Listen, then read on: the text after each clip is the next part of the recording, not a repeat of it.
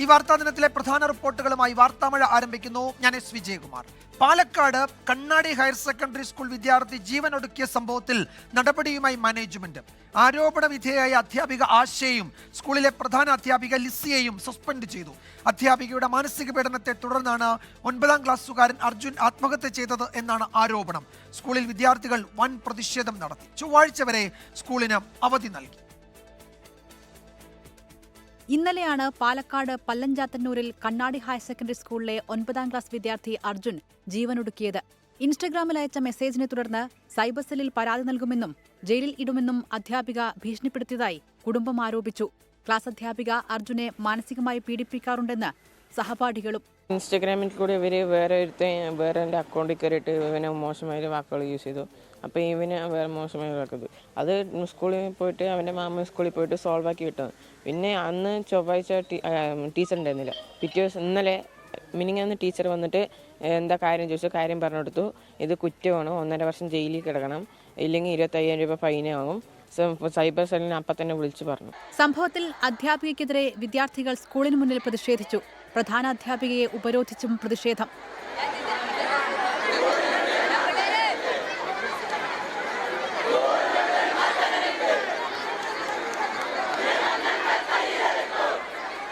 എന്നാൽ വീട്ടിലെ സമ്മർദ്ദമാണ് വിദ്യാർത്ഥിയുടെ മരണത്തിന് കാരണമെന്ന് പ്രധാന അധ്യാപിക. വിഷയത്തിൽ ഇടപെട്ട വിദ്യാഭ്യാസ വകുപ്പ് സംഭവത്തിൽ റിപ്പോർട്ട് തേടി. ഇതിനു പിന്നാലെയാണ് ആരോപണ വിധേയ അധ്യാപിക ആശ, പ്രധാനാധ്യാപിക ലിസി എന്നിവരെ സസ്പെൻഡ് ചെയ്തത്. നമ്മുടെ സ്കൂളിലെ 9ാം ക്ലാസ് വിദ്യാർത്ഥി അർജുനന്റെ ആത്മഹത്യയുമായി ബന്ധപ്പെട്ട് ഉയർന്നു വന്ന പരാതികളുടെ അടിസ്ഥാനത്തിൽ ഹൈസ്കൂൾ HM ലിസി ടീച്ചറെയും ക്ലാസ് ടീച്ചർ ആശ എന്നിവരെയും ചുമതലകളിൽ നിന്നും അന്വേഷണ വിധേയമായി മാറ്റി നിർത്തുവാനും സർക്കാർ വകുപ്പ് തല നിർദ്ദേശങ്ങൾക്ക് വിധേയമായി മറ്റു നടപടിക്രമങ്ങൾ സ്വീകരിക്കുന്നതുമാണെന്ന് മാനേജ്മെന്റ് കമ്മിറ്റി ഇന്ന് തീരുമാനിച്ചു. സ്കൂളിന് ചൊവ്വാഴ്ച വരെ അവധി പ്രഖ്യാപിച്ചു. 24 പാലക്കാട്. ആത്മഹത്യയ്ക്ക് പിന്നാലെ സ്കൂളിൽ വലിയ പ്രതിഷേധമാണ് നടന്നത്. ചൊവ്വാഴ്ച വരെ സ്കൂളിന് അവധി നൽകിയിരിക്കുകയാണ്. ഐഷത്തുൽ ഷംന വിവരങ്ങൾ നൽകും പാലക്കാട്ട് നിന്ന്. ഷംന, ഇപ്പോഴും വിദ്യാർത്ഥികളുടെ പ്രതിഷേധം തുടരുന്നുണ്ടോ? ഈ അധ്യാപകർക്കെതിരെ നടപടിയെടുത്തതിനെ തുടർന്ന് തൽക്കാലത്തേക്ക് കുട്ടികൾ ഈ വിഷയത്തിൽ ഒരു ഒത്തുതീർപ്പിന് തയ്യാറായിട്ടുണ്ടോ? എന്താണ് മറ്റു വിവരങ്ങൾ? വിജയകുമാർ, തൽക്കാലത്തേക്ക് ഇന്ന് പ്രതിഷേധം വിദ്യാർത്ഥികൾ ഇപ്പോൾ അവസാനിപ്പിച്ചിട്ടുണ്ട്. മറ്റൊന്ന്, പാലക്കാട് ഇന്ന് വലിയ രീതിയിലുള്ള ശക്തമായ മഴയാണ് പുറത്ത്. അതുകൊണ്ട് തന്നെ തൽക്കാലത്തേക്ക് പ്രതിഷേധം അവസാനിപ്പിച്ചിട്ടുണ്ട്. പക്ഷേ ഈ അധ്യാപകർക്കെതിരെ, ആശ എന്ന ടീച്ചർക്കെതിരെയും ഒപ്പം പ്രധാന അധ്യാപിക ലിസിക്കെതിരെയും ഇനി തുടർ നടപടികൾ സ്വീകരിച്ചിട്ടില്ലെങ്കിൽ പ്രതിഷേധവുമായി മുന്നോട്ട് പോകുമെന്ന് തന്നെയാണ് വിദ്യാർത്ഥികൾ പറഞ്ഞത്. അതായത് ഡിസ്മിസ് ചെയ്യണം എന്നൊരാവശ്യം തന്നെയാണ് വിദ്യാർത്ഥികൾ മുന്നോട്ട് വെക്കുന്നത്. മറ്റൊന്ന്, 13ാം തീയതിയാണ് ഈ സംഭവങ്ങളൊക്കെ തുടങ്ങുന്നത്. ഇൻസ്റ്റഗ്രാമിൽ മെസ്സേജ് അയച്ചതുമായി ബന്ധപ്പെട്ട ഒരു തർക്കം, അതേ തുടർന്ന് ഈ 2 രക്ഷിതാക്കൾ സ്കൂളിലെത്തി സംസാരിക്കുന്നതുമൊക്കെ. പക്ഷെ അത് അന്നേ ദിവസം അത് പറഞ്ഞ് രക്ഷിതാക്കളുടെ സാന്നിധ്യത്തിൽ തന്നെ പറഞ്ഞ് അവസാനിപ്പിച്ച ഒരു വിഷയമായിരുന്നു. അന്ന് 13ാം തീയതി ഈ ആരോപണ വിധേയയായ ആശ എന്ന ടീച്ചർ സ്കൂളിൽ ഉണ്ടായിരുന്നില്ല. പക്ഷെ പിറ്റേ ദിവസം ആശ ടീച്ചർ സ്കൂളിലെത്തുകയും മറ്റ് കുട്ടികളുടെ മുമ്പിൽ വെച്ച് ഈ 14-കാരനായ അർജുനെ അപമാനിക്കുകയും ചെയ്തു എന്നാണ് വിദ്യാർത്ഥികളുടെ ആരോപണം ഉണ്ടായിരുന്നത്. സൈബർ സെല്ലിൽ ഈ വിദ്യാർത്ഥികളുടെ മുമ്പിൽ വെച്ച് തന്നെ സൈബർ സെല്ലിനെ വിളിക്കുന്നു, ഭീഷണിപ്പെടുത്തുന്നു. 1.5 വർഷം ജയിലിൽ കിടക്കാവുന്ന കുറ്റമാണെന്ന് പറഞ്ഞു ഭീഷണിപ്പെടുത്തുന്നു. അതേ തുടർന്ന് മനോവിഷമം ഉണ്ടായിരുന്നു. അന്നേ ദിവസം കുട്ടി സ്കൂളിൽ നിന്നും പോകുമ്പോൾ വിദ്യാർത്ഥികളെ, സഹപാഠികളെ കെട്ടിപ്പിടിച്ചുകൊണ്ട് എന്റെ മരണത്തോടു കൂടിയെങ്കിലും ഈ അധ്യാപക ആശയ്ക്കെതിരെ ഒരു നടപടി ഉണ്ടാവട്ടെ, അങ്ങനെയെങ്കിലും ആശ ടീച്ചറെ പുറത്തു കൊണ്ടുവരണം എന്ന് തന്നെയായിരുന്നു ഈ കുട്ടി പറഞ്ഞിരുന്നത്, അർജുൻ പറഞ്ഞിരുന്നത്. പക്ഷേ ഇതിന്റെ മറ്റൊരു ഭാഗം ഈ സ്കൂൾ അധികൃതരും ഒപ്പം തന്നെ വിദ്യാർത്ഥികളിൽ ചിലരും പറയുന്ന ഒരു ആരോപണം കൂടിയുണ്ട്. അത് ഈ കുട്ടിയുടെ, അർജുന്റെ വീട്ടുകാർക്കെതിരെയാണ്. അതായത് ഈ കുട്ടിയെ സ്കൂൾ മാറ്റും എന്ന ഈ വീട്ടുകാരടക്കം അറിയിച്ചിരുന്നു. ഈ കുട്ടിക്ക് ഒരു തരത്തിലും ഒരു സപ്പോർട്ടിന് വേണ്ടി വിദ്യാർത്ഥികൾ, ഈ കുട്ടിയുടെ അച്ഛനോ അമ്മയോ ഉണ്ടായിരുന്നില്ല. അമ്മാവൻ തല്ലിയിരുന്നു. ഇതൊക്കെ കുട്ടിയുടെ മാനസിക ബുദ്ധിമുട്ടുകൾക്ക് കാരണമായി, വിഷമങ്ങൾക്ക് കാരണമായി. സ്കൂളിലും വീട്ടിലും ഒരുപോലെ പ്രശ്നം ഉണ്ടായതാണ് കുട്ടി ആത്മഹത്യയിലേക്ക് ആ ഒരു വഴി തെരഞ്ഞെടുക്കാൻ കാരണമെന്ന് ആരോപിച്ചുകൊണ്ട് കുറച്ച് വിദ്യാർത്ഥികളും രംഗത്തെത്തിയിട്ടുണ്ട്. എന്തായാലും ഈ സ്കൂളിൽ നടന്ന സംഭവത്തോടു കൂടിയാണ് 14ാം തീയതി കുട്ടി ആത്മഹത്യ ചെയ്യുന്നത്. തൂങ്ങി മരിക്കുകയായിരുന്നു. സ്കൂൾ യൂണിഫോമിൽ തന്നെ, സ്കൂൾ വിട്ട ഉടൻ തന്നെ സ്കൂൾ യൂണിഫോമിൽ തന്നെയാണ് കുട്ടി ആത്മഹത്യ ചെയ്യുന്നത്. ഇപ്പോൾ എന്തായാലും ആരോപണ വിധേയരായ ആശ ടീച്ചറെയും ഒപ്പം ലിസി എന്ന പ്രധാന അധ്യാപികയും സസ്പെൻഡ് ചെയ്തിട്ടുണ്ട്. ഈ സസ്പെൻഷൻ കൃത്യമായ ഒരു ഡേറ്റ് തെറ്റ് പറഞ്ഞിട്ടില്ല, മറിച്ച് ഈ വകുപ്പ് തല അന്വേഷണം നടക്കുന്നുണ്ട്. ആ അന്വേഷണത്തിൽ പ്രധാന അധ്യാപികയും ടീച്ചറും ഈ ആരോപണ വിധേയയായ ആശ ടീച്ചറും കുറ്റക്കാരല്ല എന്ന് തെളിയുന്നത് വരെ ആ സസ്പെൻഷൻ നീളുമെന്നാണ് മാനേജ്മെന്റ് പ്രതിനിധികൾ അറിയിച്ചിട്ടുള്ളത്. ഒപ്പം തന്നെ ആ നടപടികൾ, ഈ അന്വേഷണം ഉൾപ്പെടെയുള്ള കാര്യങ്ങൾ, തുടർ നടപടികൾ അത് വേഗത്തിലാക്കണം. ഈ അധ്യാപകർ കുറ്റക്കാരെന്ന് കണ്ടെത്തിയാൽ ഡിസ്മിസ് ചെയ്യണമെന്ന് തന്നെ ആവശ്യമുയർത്തി വിദ്യാർത്ഥികളും രംഗത്തുണ്ട്. ശരി, അധ്യാപികയ്ക്കെതിരെ പോലീസിൽ പരാതി നൽകുമെന്ന് അർജുന്റെ കുടുംബം അറിയിക്കുന്നുണ്ട്. വലിയ പ്രതിഷേധം വിദ്യാർത്ഥികൾ നടത്തി. വീട്ടിൽ അവൻ ഒറ്റപ്പെട്ടതാണ് ആത്മഹത്യക്ക് കാരണമെന്നും ചില വാദങ്ങൾ ചില കുട്ടികൾ പറയുന്നുണ്ട്. സ്കൂളിലും വീട്ടിലും ഒരുപോലെ ആ കുട്ടി ഒറ്റപ്പെട്ടു പോയത് അവനെ മരണത്തിലേക്ക് തള്ളിവിട്ട കാരണങ്ങളിൽ ഒന്നാണ് എന്നും ചില സഹപാഠികളും പറയുന്നുണ്ട്. ഈ രണ്ട് വിഷയങ്ങളും സമഗ്രമായി പരിശോധിക്കേണ്ടതുണ്ട്. വിശദാംശങ്ങളാണ് ഐഷത്തുൽ ഷംന പാലക്കാട്ട് നിന്ന് നൽകിയത്. എറണാകുളം പള്ളുരുത്തി സെയിന്റ് റീത്ത സ്കൂളിലെ ശിരോവസ്ത്ര വിവാദത്തിൽ മാനേജ്മെന്റിനെതിരെ ആഞ്ഞടിച്ച് വിദ്യാഭ്യാസ മന്ത്രി വി ശിവൻകുട്ടി. സർക്കാരിന് മുകളിലാണ് മാനേജ്മെന്റ് എന്ന ധാരണ വേണ്ടെന്നും നിയമം ബാധകമല്ലെന്ന് ഏതെങ്കിലും മാനേജ്മെന്റ് പറഞ്ഞാൽ അംഗീകരിക്കില്ല എന്നും മന്ത്രി വ്യക്തമാക്കി. പള്ളുരുത്തി സെന്റ് റീത്ത സ്കൂളിൽ ഹിജാബ് ധരിച്ചെത്തിയ വിദ്യാർത്ഥിനിയെ ക്ലാസ്സിന് പുറത്തു നിർത്തിയെന്ന പരാതിയിൽ മാനേജ്മെന്റിനെതിരെ രൂക്ഷമായ ഭാഷയിലായിരുന്നു മന്ത്രിയുടെ പ്രതികരണം. സെന്റ് റീത്ത സ്കൂൾ മാനേജ്മെന്റ് പ്രശ്നത്തെ ബോധപൂർവം രാഷ്ട്രീയവൽക്കരിക്കാൻ ശ്രമിച്ചു. പ്രശ്നത്തിന് പരിഹാരമല്ല, സർക്കാരിനെ വിമർശിക്കുകയാണ് മാനേജ്മെന്റ് ലക്ഷ്യമെന്നും മന്ത്രി ആരോപിച്ചു. പ്രശ്നത്തിന് പരിഹാരം കാണുന്നതിനേക്കാൾ സർക്കാരിനെ വിമർശിക്കുക എന്നായിരുന്നു അവരുടെ പ്രഥമ ലക്ഷ്യം. ഒരു ഗവൺമെന്റിനെ വെല്ലുവിളിക്കുകയാണ്. ആ വെല്ലുവിളിയൊന്നും ഇങ്ങോട്ട് വേണ്ട. വിദ്യാഭ്യാസ അവകാശ നിയമവും കേരള വിദ്യാഭ്യാസ നിയമവും ചട്ടങ്ങളും പാലിക്കുവാൻ എല്ലാ സ്ഥാപനങ്ങൾക്കും ബാധ്യതയുണ്ട്. സ്കൂൾ അഭിഭാഷകയുടെ ഭാഗത്തു നിന്നുണ്ടായത് അപക്വമായ പരാമർശങ്ങളാണ്. മാനേജ്മെന്റിനോട് വിശദീകരണം ചോദിക്കുമ്പോൾ അഭിഭാഷകയും PTA പ്രസിഡന്റുമല്ല മറുപടി പറയേണ്ടത്. കോൺഗ്രസിനു വേണ്ടിയോ മറ്റാർക്കു വേണ്ടിയോ വർഗീയ വിഭജനം സൃഷ്ടിക്കാൻ ശ്രമിച്ചാൽ സർക്കാർ അത് അംഗീകരിക്കില്ല. ശിരോവസ്ത്ര വിവാദം ഇവിടെ അവസാനിച്ചുവെന്നും മന്ത്രി പ്രതികരിച്ചു. കേരളീയ സമൂഹം സൈലന്റായി വിഷയം നേരിടുമെന്ന് കേന്ദ്രമന്ത്രി ജോർജ് കുര്യൻ പ്രതികരിച്ചു. 24 തിരുവനന്തപുരം. വിധിയും നിയമവും മനസ്സിലാക്കാത്തവരാണ് ഭിന്നശേഷി നിയമന നിലപാടിനെ എതിർത്തതെന്ന് വിദ്യാഭ്യാസ മന്ത്രി വി ശിവൻകുട്ടി. അവർ അങ്ങനെ തുടരട്ടെ. സമൂഹത്തിലുള്ള എല്ലാവർക്കും പല ആവശ്യങ്ങൾ ഉന്നയിക്കാൻ അവകാശമുണ്ടല്ലോ എന്നും മന്ത്രി പറഞ്ഞു. പ്രശ്നങ്ങൾ ന്യായമായ പരിഹാരം കാണണമെന്ന് ആഗ്രഹിക്കുന്നവരും പ്രശ്നത്തിന്റെ ആഴം എത്രമാത്രം ഉണ്ടെന്നുള്ളത് മനസ്സിലാക്കിയവരും സുപ്രീം കോടതിയുടെ വിധി എന്താണെന്ന് മനസ്സിലാക്കിയവരും ഹൈക്കോടതിയുടെ വിധി എന്താണെന്ന് മനസ്സിലാക്കിയവരും ഭിന്നശേഷിയെ സംബന്ധിച്ചിടത്തോളമുള്ള നിയമം എന്താണെന്ന് മനസ്സിലാക്കിയിട്ടുള്ളവരും തീർച്ചയായിട്ടും ആ സമൂഹമാകെ തന്നെ ഗവൺമെന്റ് എടുത്തിട്ടുള്ള തീരുമാനത്തോട് യോജിക്കുകയും അംഗീകരിക്കുകയും ചെയ്തിട്ടുണ്ട്. അത് മനസ്സിലാക്കാത്ത ഏതാനും ആൾക്കാർ പ്രതിഷേധിക്കുന്നുണ്ട്. അത് അവരുടെ അവകാശം നടത്തിക്കോട്ടെ. മുതിർന്ന CPM നേതാവ് ജി സുധാകരനെതിരായ അച്ചടക്ക നടപടിയുടെ പാർട്ടി രേഖ പുറത്ത്. 2021 നിയമസഭാ തെരഞ്ഞെടുപ്പ് പ്രവർത്തനങ്ങളിൽ വീഴ്ചയുണ്ടായി എന്നും ജി സുധാകരൻ തെരഞ്ഞെടുപ്പ് ഫണ്ട് തന്നിഷ്ടപ്രകാരം വിനിയോഗിച്ചെന്നും ഉൾപ്പെടെയുള്ള ഗുരുതര പരാമർശങ്ങൾ രേഖയിലുണ്ട്. കടുത്ത അച്ചടക്ക നടപടി വേണമെന്ന് സംസ്ഥാന കമ്മിറ്റി വിലയിരുത്തിയെങ്കിലും ദീർഘകാല സേവനം പരിഗണിച്ചാണ് പരസ്യ ശാസനയിൽ ഒതുക്കിയത് എന്നാണ് സംസ്ഥാന കമ്മിറ്റിയുടെ റിപ്പോർട്ടിൽ പറയുന്നത്. ജി സുധാകരനും CPM നേതൃത്വവുമായുണ്ടായ അകൽച്ചയ്ക്ക് കാരണമായ പാർട്ടി രേഖയാണ് ഇപ്പോൾ പുറത്തു വന്നത്. സംസ്ഥാന കമ്മിറ്റിയുടെ റിപ്പോർട്ടിൽ 2 അംഗ അന്വേഷണ കമ്മീഷന്റെ കണ്ടെത്തലുകൾ ഇങ്ങനെ: 2021 നിയമസഭാ തെരഞ്ഞെടുപ്പിൽ അമ്പലപ്പുഴ നിയോജക മണ്ഡലത്തിലെ ചുമതലക്കാരനായ ജി സുധാകരൻ ഉത്തരവാദിത്തം നിറവേറ്റിയില്ല. തിരഞ്ഞെടുപ്പ് ഫലത്തെ ദോഷം ചെയ്ത നിലപാടുകളുണ്ടായി. തിരഞ്ഞെടുപ്പ് ഫണ്ട് സമാഹരിച്ച ജി സുധാകരൻ തുക തന്നിഷ്ടപ്രകാരം വിനിയോഗിച്ചു. അമ്പലപ്പുഴ മണ്ഡലത്തിന് മതിയായ തുക നൽകിയില്ല. തെരഞ്ഞെടുപ്പ് പ്രവർത്തനങ്ങൾക്ക് പാർട്ടി നേതാക്കൾക്ക് പലിശയ്ക്ക് പണം കടമെടുക്കേണ്ടി വന്നു. തെരഞ്ഞെടുപ്പ് പ്രചാരണ വേളയിൽ പാർട്ടി സ്ഥാനാർത്ഥിയായിരുന്ന H. സലാം SDPI-കാരനാണെന്ന പ്രചാരണത്തിൽ ജി സുധാകരൻ മൗനം പാലിച്ചു. പാർട്ടി ഭരണഘടന അനുശാസിക്കുന്ന ഉയർന്ന അച്ചടക്ക നടപടി വേണമെന്ന് സംസ്ഥാന കമ്മിറ്റി വിലയിരുത്തി. എന്നാൽ പാർട്ടി സ്ഥാനാർത്ഥി ജയിച്ചതും ദീർഘകാല സേവനവും പരിഗണിച്ചാണ് പരസ്യശാസനയിൽ ഒതുക്കിയത്. ഇളമരം കരീം, KJ തോമസ് എന്നിവർ അംഗങ്ങളായ കമ്മീഷനാണ് പരാതി പരിശോധിച്ചത്. അന്വേഷണ റിപ്പോർട്ട് സംസ്ഥാന സമിതി അവതരിപ്പിച്ചപ്പോൾ ജി സുധാകരൻ പറയാനുള്ളതും കേട്ടിരുന്നു. എന്നാൽ തെറ്റുതിരുത്തി സ്വയം വിമർശനത്തിന് ജി സുധാകരൻ തയ്യാറായില്ലെന്നും റിപ്പോർട്ടിൽ പരാമർശമുണ്ട്. മനീഷ് മഹിപാൽ, 24 തിരുവനന്തപുരം. ജി സുധാകരനെ പ്രശംസിച്ച് SNDP general secretary Vellappally Natesan. PWD മന്ത്രി ഉണ്ടെന്ന് കേരളം അറിഞ്ഞത് ജി സുധാകരന്റെ കാലത്താണെന്നും കേരളത്തിനും ആലപ്പുഴയ്ക്കും സുധാകരനെ അവഗണിക്കാൻ കഴിയില്ലെന്നും വെള്ളാപ്പള്ളി നടേശൻ പറഞ്ഞു. ഏതായാലും സുധാകരൻ എന്ന് പറഞ്ഞ ആ ഒരു വ്യക്തി സംശുദ്ധമായ ഒരു രാഷ്ട്രീയത്തിൻ്റെ ഉടമയാണ്. ഇന്നും കുറേ അധികം ജനങ്ങളുടെ ഹൃദയങ്ങളിൽ അദ്ദേഹത്തിൻ്റെ മനസ്സുണ്ട്. പിന്നെ അദ്ദേഹത്തിന് ഇപ്പോൾ പ്രായമായി അധികാരത്തിൽ നിന്ന് മാറി നിൽക്കുന്നു എന്നുള്ള നേര് തന്നെയാണ്. പക്ഷേ എന്നാൽ തന്നെയും കേരളത്തെ സംബന്ധിച്ച് ആലപ്പുഴക്കാരെ സംബന്ധിച്ചിടത്തോളം അത്ര പെട്ടെന്ന് അവഗണിക്കാനൊക്കുന്ന ഒരു വ്യക്തിത്വത്തിൻ്റെ ഉടമയല്ല ജി സുധാകരൻ. പിന്നെ ഒരുപാട് സംവാദങ്ങളും ഉണ്ടാക്കാതെ ഇതെല്ലാം ഒരു യോജിച്ച് പോകുന്നതാണ് ഈ ഇലക്ഷൻ മുന്നിൽ നിൽക്കുന്ന ഈ കാലഘട്ടത്തിൽ ചെയ്യാൻ ഉത്തമമെന്നാണ് എനിക്ക് തോന്നുന്നത്. അതേസമയം ജി സുധാകരനെതിരായ നിലപാടിൽ ഉറച്ച CPM ആലപ്പുഴ ജില്ലാ സെക്രട്ടറി ആർ നാസർ. ജി സുധാകരന് KPCC പരിപാടിയിൽ പങ്കെടുക്കാം, പക്ഷേ സർക്കാരിനെ വിമർശിക്കാൻ പാടില്ലായിരുന്നു. ജി സുധാകരൻ സർക്കാർ പ്രചാരണങ്ങളുടെ മുനയൊടിക്കുന്നുവെന്നും ആർ നാസർ കുറ്റപ്പെടുത്തി. PCCയുടെ സാംസ്കാരിക വേദി അവിടെ പോകുന്നു. ഞാൻ പറഞ്ഞു, ഇന്നലെയും പറഞ്ഞു, അവിടെ പോകുന്നതിന് യാതൊരു പ്രശ്നമില്ല, അവിടെ പോവാം. പോയി അദ്ദേഹം പ്രസംഗിക്കുകയും ചെയ്തു, നല്ല രൂപത്തിൽ പ്രസംഗിച്ചു. ഏത് അടിയന്തരാവസ്ഥയ്ക്കെതിരായിട്ടുള്ള കാര്യങ്ങളെല്ലാം, അതിനകത്ത് കോൺഗ്രസ് എടുത്ത നിലപാടുകളും അതെല്ലാം വളരെ ക്ലിയറായിട്ട് അദ്ദേഹം അവിടെ പറഞ്ഞു. രാഷ്ട്രീയമായി തന്നെ അവരുടെ വേദിയിൽ പോയി അത് പറഞ്ഞു.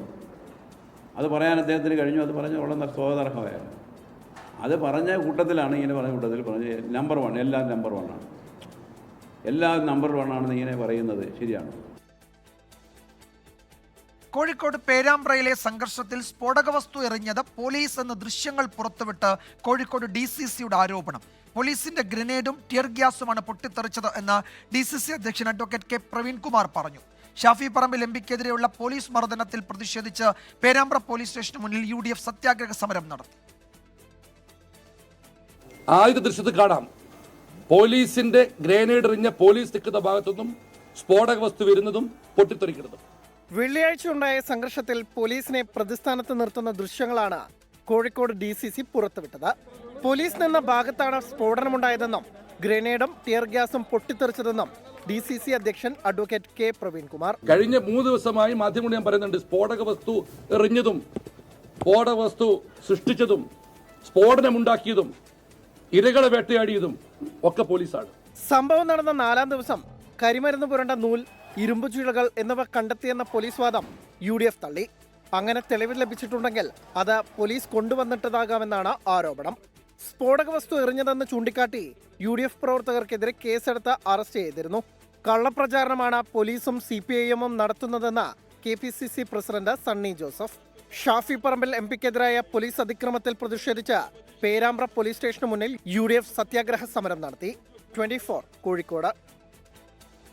ഇപ്പോൾ തിരുവനന്തപുരത്ത് മഹിളാ മോർച്ച നടത്തിയ സെക്രട്ടേറിയറ്റ് മാർച്ചിൽ സംഘർഷമുണ്ടായിരിക്കുകയാണ്. പ്രവർത്തകർക്ക് നേരെ പോലീസ് ജലപീരങ്കി പ്രയോഗിച്ചു. തത്സമയ ദൃശ്യങ്ങളാണ് നമ്മൾ കാണുന്നത്. ഈ ജലപീരങ്കി പ്രയോഗത്തിന് ശേഷവും പ്രവർത്തകർ പിരിഞ്ഞു പോകാൻ കൂട്ടാക്കിയിട്ടില്ല. അലക്സ് മുഹമ്മദ് വിവരങ്ങൾ നൽകും തിരുവനന്തപുരത്ത് നിന്ന്. അലക്സ്, മഹിളാ മോർച്ച മാർച്ചും സംഘർഷത്തിൽ കലാശിച്ചിരിക്കുകയാണോ? ഈ ജലപീരങ്കി പ്രയോഗത്തിന് ശേഷവും പ്രതിഷേധം തുടരുകയാണല്ലേ?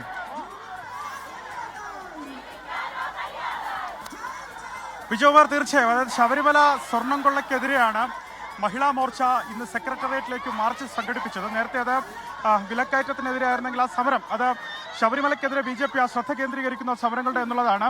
യുവമോർച്ചയുടെയും മഹിളാ മോർച്ചയുടെയും ഒക്കെ സമരത്തിന്റെ ആകെ ലക്ഷ്യം ശബരിമലയിലേക്ക് കേന്ദ്രീകരിക്കുന്നതിന്റെ ഉദ്ദേശം തന്നെ. അങ്ങനെ യുവമോർച്ച മാർച്ചിന് പിന്നാലെ മഹിളാ മോർച്ച മാർച്ചിലും ഈ ശബരിമല കേന്ദ്രീകരിച്ചാണ് ഇപ്പോൾ ഈ സമരം നടക്കുന്നത്. അല്പം മുമ്പാണ് പാളയത്ത് നിന്ന് മാർച്ചായി മഹിളാ മോർച്ച പ്രവർത്തകർ സെക്രട്ടറിയിലേക്ക് എത്തി, സെക്രട്ടേറിയറ്റ് മുന്നിലേക്ക് എത്തി. ആ മാർച്ച് BJPയുടെ സംസ്ഥാന അധ്യക്ഷൻ രാജീവ് ചന്ദ്രശേഖർ ഉദ്ഘാടനം ചെയ്തു. ദേവസ്വം മന്ത്രി രാജിവെക്കണം, ദേവസ്വം ബോർഡ് പിരിച്ചുവിടണമെന്ന മുൻ ആവശ്യം അത് വീണ്ടും BJP സംസ്ഥാന അധ്യക്ഷൻ ആ ആവശ്യം മുന്നോട്ട് വെച്ചു. ഇനി അത് അഭ്യർത്ഥനയിലെ ആവശ്യമാണെന്നാണ് അദ്ദേഹം പറയുന്നത്. അതുമാത്രമല്ല, ഇനി കേന്ദ്ര സർക്കാരിനെ സമീപിക്കാൻ ഒരുങ്ങുകയാണ്. മുഖ്യമന്ത്രി ദേവസ്വം മന്ത്രി VN വാസവന്റെ രാജി ആവശ്യപ്പെട്ടിട്ടില്ല എങ്കിൽ കേന്ദ്ര സർക്കാരിനെ സമീപിക്കുകയാണ്. കേന്ദ്ര ആഭ്യന്തരമന്ത്രി അമിത്ഷായ്ക്ക് ഈ വിഷയത്തിൽ ED അന്വേഷണം ആവശ്യപ്പെട്ട് കത്ത് നൽകുമെന്നും രാജീവ് ചന്ദ്രശേഖർ വ്യക്തമാക്കി. ശോഭാ സുരേന്ദ്രനും ഈ സമരത്തെ മാർച്ചിനെ അഭിസംബോധന ചെയ്ത് സംസാരിച്ചതിന് ശേഷം പ്രവർത്തകർ ഈ സമരഗേറ്റിന് മുന്നിലെ ബാരിക്കേഡ് ഭേദിക്കാനുള്ള ശ്രമം നടത്തി.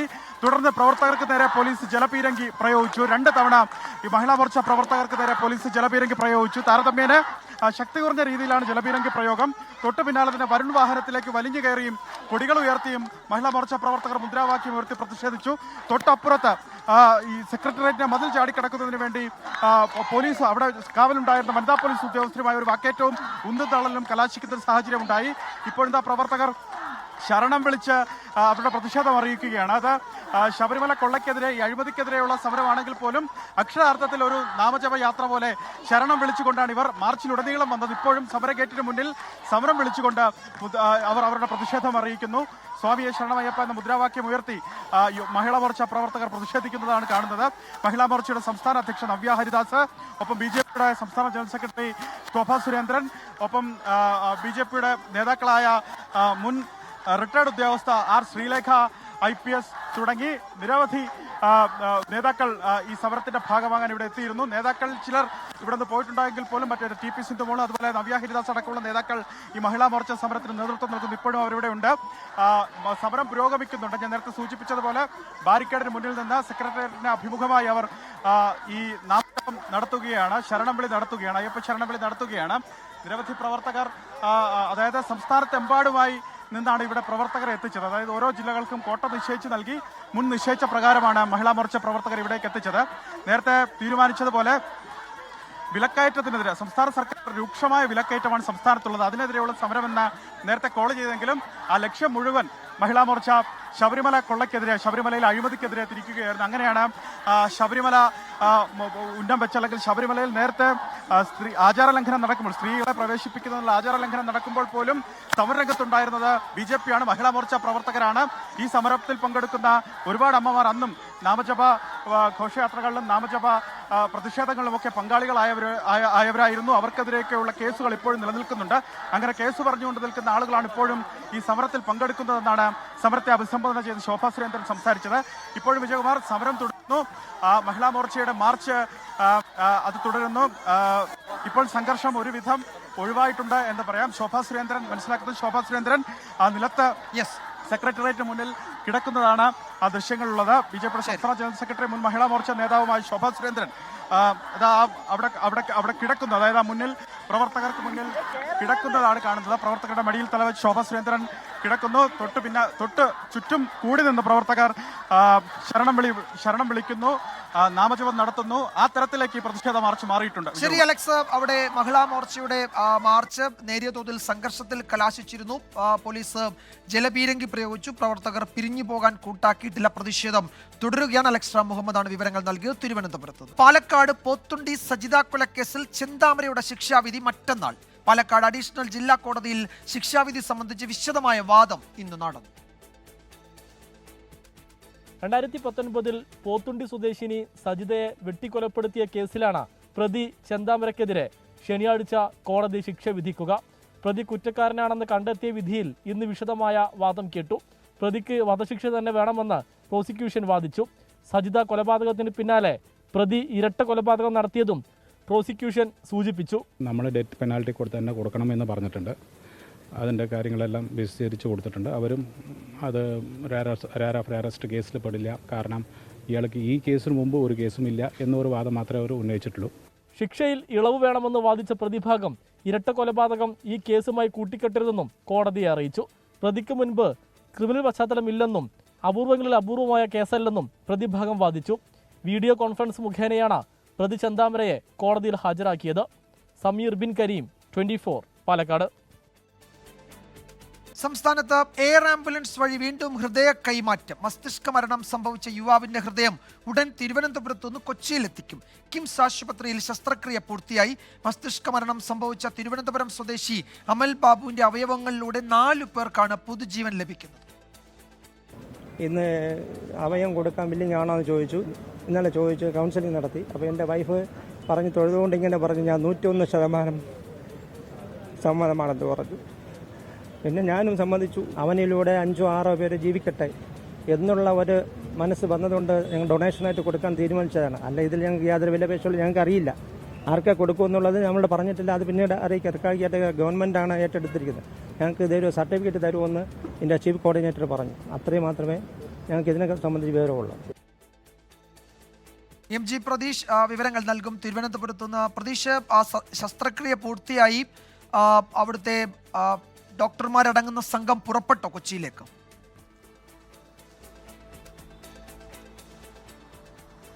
വിജയകുമാർ, തിരുവനന്തപുരം മലയൻകീഴ് സ്വദേശിയായ അമൽ ബാബുവിന്റെ ഹൃദയമാണ് മലപ്പുറം പൊന്നാനി സ്വദേശിയിൽ മിടിക്കുന്നത്. അല്പസമയം മുമ്പ് തിരുവനന്തപുരം കിംസ് ആശുപത്രിയിൽ നിന്ന് ഹൃദയവുമായി ഡോക്ടർമാരുടെ സംഘം വിമാനത്താവളത്തിലേക്ക് പുറപ്പെട്ടു. ഇപ്പോൾ വിമാനത്താവളത്തിൽ ഈ സംഘം എത്തിക്കഴിഞ്ഞു. ഏതാനും നിമിഷങ്ങൾക്ക് തന്നെ തിരുവനന്തപുരം വിമാനത്താവളത്തിൽ നിന്ന് കൊച്ചിയിലേക്ക് എയർ ആംബുലൻസ് പുറപ്പെടും. കൊച്ചി ഹയാത്തിലാണ് ഈ എയർ ആംബുലൻസ് ഇറങ്ങുക. അവിടെ നിന്ന് റോഡ് മാർഗം ലിസി ആശുപത്രിയിലേക്ക് ഹൃദയം കൊണ്ടുപോകും. 2 മാസത്തിനിടെ നടക്കുന്ന മൂന്നാമത്തെ ഹൃദയ ശസ്ത്രക്രിയയാണ്. ഈ 12-ാം തീയതിയാണ് വാഹനാപകടത്തിൽ അമൽ ബാബുവിന് ഗുരുതരമായി പരിക്കേൽക്കുന്നത്. 4 ദിവസത്തോളം വെന്റിലേറ്ററിൽ കിടന്ന അമൽ ബാബുവിന്റെ മസ്തിഷ്ക മരണം ഇന്ന് പുലർച്ചെയാണ് സ്ഥിരീകരിച്ചത്. ഈ കുടുംബം ഒന്നടങ്കം അവയവ മാറ്റത്തിന് സമ്മതം മൂളിയതോടു കൂടിയാണ് ഈ കേസോട്ട വഴി ഇതിനുള്ള നടപടിക്രമങ്ങൾ ആരംഭിച്ചത്. ഈ 4 അവയവങ്ങളാണ് പ്രധാനമായും മാറ്റിവെക്കുക. ഇതിൽ ഹൃദയമാണ് ഈ മലപ്പുറം പൊന്നാനി സ്വദേശിയിൽ വച്ചുപിടിപ്പിക്കുക. ഈ കരളും ഒരു കിഡ്നിയും തിരുവനന്തപുരം കിംസ് ആശുപത്രിയിൽ ചികിത്സയിൽ കഴിയുന്ന രോഗികൾക്ക് തന്നെ കൈമാറും. ഒരു കിഡ്നി തിരുവനന്തപുരം മെഡിക്കൽ കോളേജിലേക്കാണ് കൈമാറുന്നത്.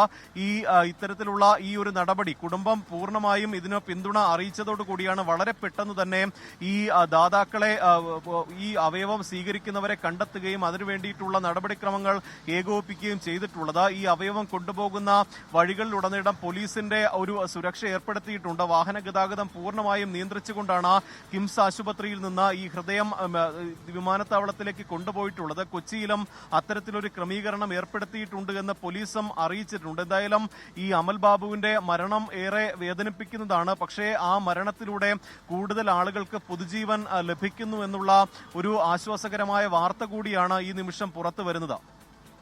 ശരി പ്രതീഷ്, പിതാവിന്റെ വാക്കുകൾ വളരെ ഹൃദയസ്പർശിയായിരുന്നു. അവർക്ക് ഇതിനെപ്പറ്റി വലിയ ധാരണയില്ല. ഡോക്ടേഴ്സ് പറഞ്ഞപ്പോൾ 2 കൈകളും കൂപ്പി ഞങ്ങൾ അതിന് തയ്യാറാണ് എന്ന് മാതാപിതാക്കൾ പറഞ്ഞു. അവൻ അങ്ങനെ 5-6 പേരിലൂടെ ജീവിക്കുമല്ലോ എന്നാണ് ആ കുടുംബത്തിന്റെ പ്രതികരണം നേരത്തെ നമ്മൾ കണ്ടത്. അപ്പോഴത് അങ്ങേറ്റം ഹൃദയസ്പർശിയായിരുന്നു ആ പിതാവിന്റെ പ്രതികരണം എന്നതുകൂടി ഈ ഘട്ടത്തിൽ നമ്മൾ ഓർക്കുന്നു. MG പ്രതീഷാണ് വിശദാംശങ്ങൾ നൽകിയത് തിരുവനന്തപുരത്തു നിന്ന്. യമനിലെ ജയിലിൽ കഴിയുന്ന നിമിഷപ്രിയയുടെ മോചന ചർച്ചകൾക്കായി പുതിയ മധ്യസ്ഥനെ നിയോഗിച്ചതായും കേന്ദ്ര സർക്കാർ സുപ്രീം കോടതിയിൽ. ചർച്ചകൾ നടന്നു വരികയാണെന്നും അറ്റോർണി ജനറൽ സുപ്രീം കോടതിയിൽ അറിയിച്ചു. പുതിയ മധ്യസ്ഥൻ ആരാണ് എന്ന് കേന്ദ്രം കോടതിയിൽ വ്യക്തമാക്കിയിട്ടില്ല. കെ പോൾ ആണോ മധ്യസ്ഥനെന്ന് കോടതി ചോദിച്ചു. അല്ല എന്ന് കേന്ദ്രം വ്യക്തമാക്കിയിട്ടുണ്ട്. നിലവിൽ നിമിഷപ്രിയയുടെ ജീവന്റെ കാര്യത്തിൽ ആശങ്കയില്ല എന്ന് കേന്ദ്ര സർക്കാരും നിമിഷപ്രിയ ആക്ഷൻ കൗൺസിലും കോടതിയെ അറിയിച്ചു. യൂത്ത് കോൺഗ്രസ് ദേശീയ ഔട്ട്റീച്ച് സെൽ ചെയർമാൻ സ്ഥാനത്ത് നിന്ന് തന്നെ നീക്കിയതിൽ നേതൃത്വത്തിനെതിരെ തുറന്നടിച്ച് ചാണ്ടി ഉമ്മൻ MLA. പിതാവിന്റെ ഓർമ്മ ദിവസം തന്നെ അപമാനിക്കുന്ന രീതിയിലാണ് പുറത്താക്കിയതെന്ന് ചാണ്ടി ഉമ്മൻ പറഞ്ഞു. യൂത്ത് കോൺഗ്രസ് പുനഃസംഘടനയിലും ചാണ്ടി ഉമ്മൻ അതൃപ്തി പരസ്യമാക്കി. കഴിഞ്ഞ വർഷം ഉമ്മൻചാണ്ടി ഓർമ്മ ദിവസമാണ് യൂത്ത് കോൺഗ്രസ് നാഷണൽ ഔട്ട്റീച്ച് സെല്ലിന്റെ ചെയർമാൻ സ്ഥാനത്ത് നിന്ന് ചാണ്ടി ഉമ്മനെ നീക്കുന്നത്. മുന്നറിയിപ്പോ അഭിപ്രായം ചോദിക്കാനോ നിൽക്കാതെ നേതൃത്വമെടുത്ത നടപടി അപമാനിക്കുന്നതിന് തുല്യമായിരുന്നു എന്നാണ് ചാണ്ടി ഉമ്മൻ പറയുന്നത്. ആവശ്യപ്പെട്ടിരുന്നെങ്കിൽ രാജി എഴുതി നൽകുമായിരുന്നു. പുറത്താക്കിയതിന് പിന്നിൽ പ്രവർത്തിച്ചവരെക്കുറിച്ച് നല്ല ധാരണയുണ്ടെന്നും സമയമാകുമ്പോൾ അതൊക്കെ പറയുമെന്നും ചാണ്ടി ഉമ്മന്റെ വെല്ലുവിളി. എന്റെ പിതാവിന്റെ ഓർമ്മ ദിവസം എന്നെ പാർട്ടിയിൽ നിന്ന് എന്റെ സ്ഥാനത്ത് നീക്കി. എനിക്ക് വളരെയധികം മാനസികമായ വിഷമമുണ്ടാക്കിയ കാര്യമാണ്. ഒരു ചോദ്യം പോലും എന്നോട് ചോദിച്ചിട്ടില്ല. 2, എന്നോട് പറഞ്ഞിരുന്നെങ്കിൽ ഞാൻ രാജിവെച്ച് ഒഴിഞ്ഞേനെ. എന്നെ അപമാനിക്കുന്ന രീതിയിലാണ് എന്നെ പുറത്താക്കിയത്. പക്ഷെ അപ്പോഴും ഞാൻ പാർട്ടിയുടെ തീരുമാനമെന്നാണ് പറഞ്ഞത്. യൂത്ത് കോൺഗ്രസ് സംസ്ഥാന നേതൃത്വത്തിന്റെ കാര്യത്തിലും ഇതേ നിലപാട് സ്വീകരിച്ചുവെന്ന് ചാണ്ടി ഉമ്മൻ പറയുന്നു.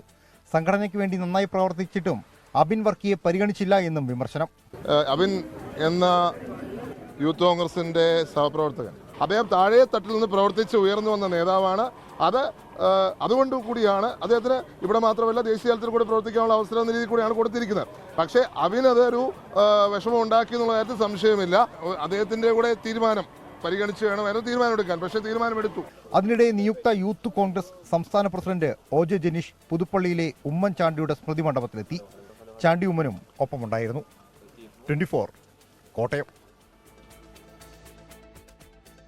തിരുവനന്തപുരം വട്ടിയൂർക്കാവിൽ തമിഴ്നാട് സ്വദേശിയായ തൊഴിലാളിയോട് മില്ലുടമയുടെ കൊടും ക്രൂരത.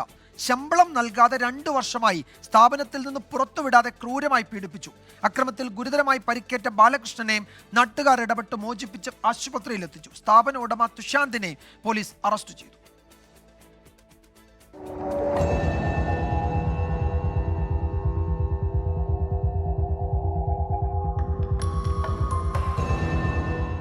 രണ്ടു വർഷം മുൻപാണ് തെങ്കാശി സ്വദേശിയായ ബാലകൃഷ്ണൻ വട്ടിയൂർക്കാവിലെ ഒരു ഫ്ലോർ മില്ലിൽ ജോലിക്ക് കയറുന്നത്. അന്നു മുതൽ തുടങ്ങിയ പീഡനമാണ്. ശമ്പളം നൽകാതെ ജോലി ചെയ്യിപ്പിച്ചു, പുറത്തുവിട്ടില്ല. കഴിഞ്ഞ ദിവസം ഭക്ഷണം ചോദിച്ചതിന് ക്രൂരമായി മർദ്ദിച്ചു. ഇത് എത്ര നാളുകൊണ്ട് ഇങ്ങനെ പൂട്ടിയിട്ട് നിങ്ങളെ ഉപദ്രവിക്കുന്നു? കുറേ ദിവസമായിട്ട് വീട്ടിൽ ഭക്ഷണം അങ്ങനെ തരാറുണ്ടോ? ജോലി ചെയ്യുമ്പോൾ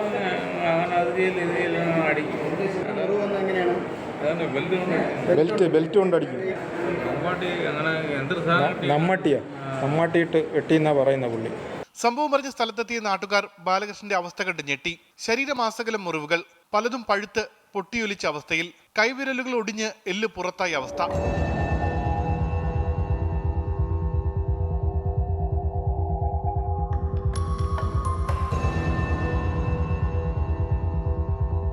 ഒടുവിൽ നാട്ടുകാർ ഇടപെട്ട് ബാലകൃഷ്ണനെ ആശുപത്രിയിലേക്ക് മാറ്റി. മില്ലുടമ വട്ടിയൂർക്കാവ് സ്വദേശി തുഷാന്തിനെ പൂജപ്പുര പോലീസ് അറസ്റ്റ് ചെയ്തു. ജാമ്യം ലഭിക്കാത്ത വകുപ്പുകൾ ചേർത്താണ് തുഷാന്തിനെ അറസ്റ്റ് ചെയ്തത്. ഉമേഷ് ബാലകൃഷ്ണൻ, 24 തിരുവനന്തപുരം.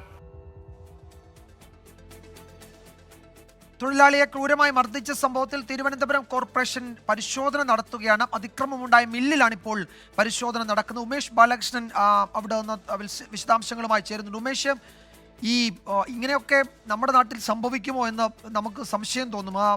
ആ ദൃശ്യങ്ങൾ കാണുമ്പോൾ, ആ റിപ്പോർട്ട് കാണുമ്പോൾ. ഈ മില്ലുടമ പോലീസ് കസ്റ്റഡിയിലുണ്ട്. ഇപ്പോഴവിടെ എന്ത് പരിശോധനയാണ് കോർപ്പറേഷൻ നടത്തുന്നത്? വിജയകുമാർ, നമ്മളിപ്പോൾ നിൽക്കുന്നത് അതിനേക്കാൾ ഒരുപക്ഷെ ദയനീയ ഒരു അവസ്ഥ കാണിക്കാൻ കൂടി വേണ്ടിയാണ്. ഈ സ്ഥലം എന്ന് പറയുന്നത് മില്ലിൽ, അതായത് ഈ നമ്മുടെ ഫുഡ് പ്രോഡക്റ്റുകളെല്ലാം, അതായത് ഇൻസ്റ്റന്റ് ഇഡ്ഡലി മാവ്, ഇൻസ്റ്റന്റ് അപ്പം മാവ് തുടങ്ങിയവയെല്ലാം ഉണ്ടാക്കി വിൽക്കുന്ന ഒരു സ്ഥലമാണ്. ഇവിടെ മറ്റ് പുറത്തു നിന്നുള്ള പൊടിക്കാനുള്ള സാധനങ്ങളല്ല എടുക്കുന്നത്. ഇത്തരത്തിൽ ഇവിടെ നിന്ന് ഇൻസ്റ്റന്റ് ഉൽപ്പന്നങ്ങൾ ഉണ്ടാക്കി, ഭക്ഷ്യ ഉൽപ്പന്നങ്ങൾ ഉണ്ടാക്കി വിൽക്കുന്ന ഒരു സ്ഥലമാണ്. പക്ഷെ ഇവിടെ എത്തുമ്പോൾ ഈ മൂക്ക് പൊത്താതെ ഇവിടെ നിൽക്കാൻ കഴിയാത്ത അവസ്ഥയാണ്.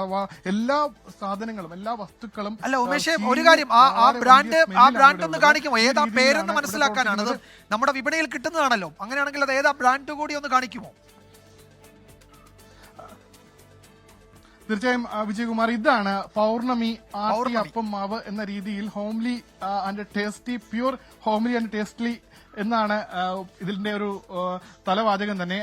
900 ഗ്രാം 52 രൂപ. വളരെ പാക്ക് ചെയ്ത്, വളരെ നല്ല പാക്കിംഗ് ഒക്കെ നല്ലതാണ്. പക്ഷെ ഇത് ഉണ്ടാക്കുന്ന സ്ഥലം എന്ന് പറയുന്നത് ഒരുപക്ഷെ ഇപ്പോൾ നമ്മളിവിടെ നിൽക്കുമ്പോൾ പോലും നമുക്ക് മൂക്ക് പൊത്താതെ നിൽക്കാൻ കഴിയാത്ത സാഹചര്യമാണ്. എല്ലാം, അതായത് പൂർണ്ണമായി ഈ മാവ് ഉൽപ്പന്നങ്ങൾ പൂർണ്ണമായി ചീഞ്ഞ് അളിഞ്ഞ് സ്മെല്ല് എടുത്ത് ഈച്ചയെല്ലാം അരിച്ചിരിക്കുന്ന ഒരു സ്ഥലമാണ്. ഇവിടെയാണ് കഴിഞ്ഞ 1.5 വർഷമായി ആ മനുഷ്യനെ ക്രൂരമായി പീഡിപ്പിച്ച് ഇവിടെ ഇട്ട് മർദ്ദിച്ച് അദ്ദേഹം ശരീരത്തിൽ നിന്നുള്ള മുറിവുകൾ പൂർണ്ണമായി വ്രണത്തിൽ നിന്ന് പഴുപ്പ് പുറത്തേക്ക് ചാടുന്ന അവസ്ഥയിലാണ് ഇവിടെ ഉണ്ടായിരുന്നത്. ഇന്നലെ ഉച്ചയ്ക്ക് സംഭവിച്ചത്. ഇന്നലെ ഉച്ചയ്ക്ക് ഭക്ഷണം ചോദിച്ചപ്പോൾ ഇതിന്റെ ഉടമ, ഇതിന്റെ യഥാർത്ഥ ഉടമയല്ല, ഇദ്ദേഹമാണ് ഇപ്പോൾ ഇതിന്റെ നടത്തിപ്പുകാരും ഉടമയുടെ ഭാര്യയുടെ ഭർത്താവാണ്. ഇദ്ദേഹമാണ് ഇവിടെ നടത്തിപ്പുകാരൻ.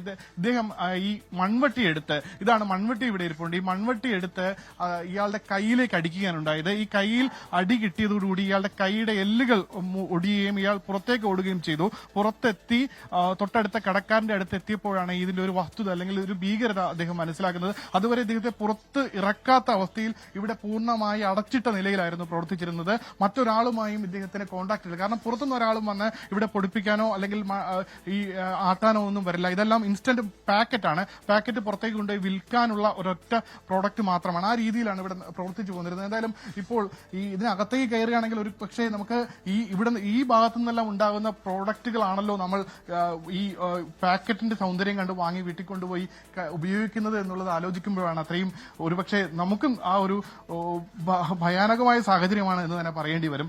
ചേട്ടാ, നിങ്ങൾ കോർപ്പറേഷനിൽ നിന്നാണോ വന്നത്? നിങ്ങൾക്ക് ഇതിന് ലൈസൻസ് ഉണ്ട്? ലൈസൻസ് ഇല്ലെന്നാണ് പറയുന്നത്. ഇത് കണ്ടിട്ട് എന്താ തോന്നുന്നത്? ഇത് ലൈസൻസ് ഇല്ലാത്തതുകൊണ്ട് പോട്ടേണ്ട ഗതിന്ന് വരും. വിജയകുമാർ, വളരെ ദയനീയമായ അവസ്ഥയാണ് നാട്ടുകാരുടെ. ചേട്ടാ, എന്താണ് ഇവിടുത്തെ ഒരു അവസ്ഥ? എന്താ അറിയാവുന്നത്? ഇത് വളരെ മൃഗീയമായി മർദ്ദിച്ച് ആ തൊഴിലാളിയെ വളരെ ഹീനമായ രീതിയിൽ മർദ്ദിച്ച് ജോലി പിടിപ്പിക്കുകയായിരുന്നു. അവന് ആഹാരം പോലും ശരിക്കും കിട്ടുന്നില്ല എന്നുള്ളതാണ് ഞങ്ങൾക്ക് കിട്ടുന്ന അറിവ്. അപ്പോൾ ഇപ്പോഴതിന്റെ ലേറ്റസ്റ്റ് ആദ്യമായിട്ടല്ലേ ഇതിനകത്ത് കയറുന്ന അവസ്ഥയെല്ലാം കാണുന്നത്? ഇപ്പോഴാണ് ഞാൻ അതിനകത്ത് കയറുന്നത്. നെയ്ബറായിട്ട് പോലും ഇതിനകത്ത് കയറത്ത് അവർ എപ്പോഴും പൂട്ടിയിട്ടുള്ള സംവിധാനങ്ങൾ, അതുകൊണ്ട് നമുക്ക് അത് കയറാനൊക്കത്തില്ല. അങ്ങനെ വരുന്ന സാഹചര്യത്തിൽ ഇന്നലെയാണ് ഇത് ഇത്രയും വഷളായി. ഇതിനു മുമ്പും വാണിംഗ് കൊടുത്തിട്ടുണ്ട്. ഇദ്ദേഹത്തെ ഉപദ്രവിക്കുന്ന സൗണ്ടൊക്കെ ഞങ്ങൾക്ക് കേൾക്കുമ്പോഴത്തെ വിളിച്ച് ഞങ്ങൾ പറയുമായിരുന്നു ഇങ്ങനെ അവസ്ഥ വരും, അതുകൊണ്ട് ദയവ് ഇത് ചെയ്യരുത് പറയുമ്പോഴത്തേക്ക് പുറകുവശത്തെ ആ കാണുന്ന കഥകൾ അവർ അടച്ചിട്ട് ഞങ്ങൾ കാണാത്തൊന്നും പുറത്ത് കാണാത്ത രീതിയിലാണ് ചെയ്തുകൊണ്ടിരുന്നത്.